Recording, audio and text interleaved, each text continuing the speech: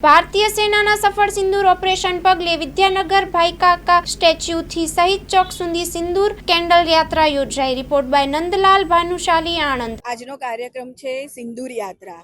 સિંદૂર યાત્રા એટલે એનો મતલબ એવો છે કે સિંદૂર હંમેશા બે હૃદયોને જોડે છે અને સિંદૂર સીમાઓને પણ જોડતો એક વિષય છે જે આપણને સૌને ખબર છે।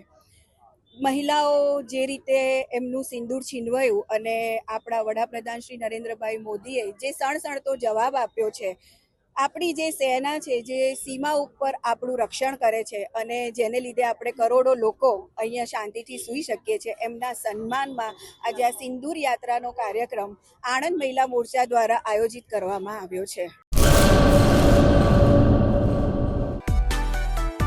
માં motor driving, safe and sure driving.